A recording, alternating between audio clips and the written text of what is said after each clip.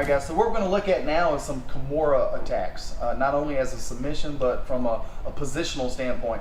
In a previous video, we did a Kimura sweep from half guard, so this will nicely connect with that. You'll be landing in the position that'll allow you to start to kind of seek out these different paths on what to attack for. So in that previous video, we did a half guard sweep with the Kimura grip. So once I've secured this and I have my butterfly guard hook, and I sweep my brother over this way, I want to make sure that I keep his wrist close to his chest, like he's doing the Pledge of Allegiance, right? Because if I'm lax with this, the most common problem is that he turns to his knees, he gets up on top, and I don't have this position. I mean, there's stuff to do from here. The worst case scenario is that when he gets to his knees, he puts his elbow not only on the floor, but on the inside of my arm, not on the outside. So if Rob comes up, he gets the elbow to the floor, but it's on the, I lose total control of this Kimura grip. So first of all, first and foremost, when we're attacking from this position, we keep our arms stiff and straight, so it's just hard for him to get to his knees in the first place. If we're able to maintain this position, I can strip away, turn to my hips, come up on top, and start to attack either for a flat Kimura or sideways Kimura. We'll do those in a future video, but for now, just realize that if it doesn't do anything, we get on top, we start to attack for the Kimura. If, however, which one of the most common reactions is that he does put his elbow to the floor, hopefully we're keeping our right elbow tucked in, so if he does put the elbow to the floor, it's on the outside of my arms. So I still have the integrity of my Kimura grip. I'm gonna take my bottom leg, my right knee, and I'm gonna find that little pocket right here.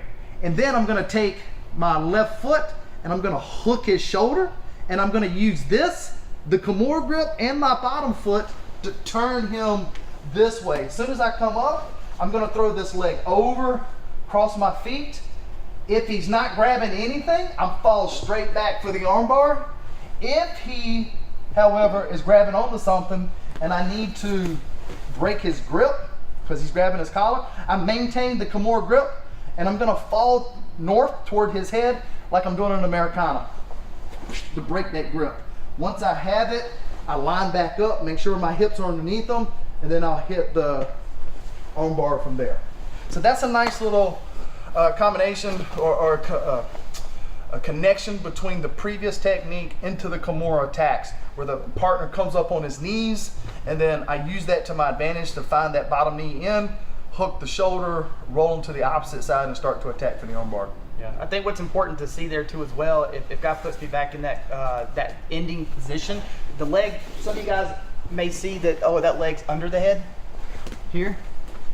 Why can't I just get up and turn into him? Well, this leg is controlling my bottom shoulder. You know, traditionally this leg is over the head, and this is what's keeping me from sitting up or making it easy to sit up. So with this leg being under, even though it's under, like normally we'd be able to sit in, but the problem is he's using this leg to control that bottom shoulder, and that's what's keeping me from making it easy to turn in. Just want to point that out.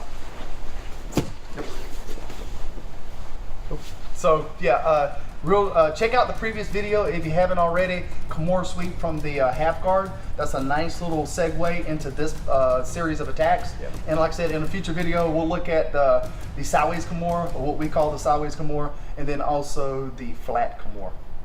All right, guys, thanks a lot.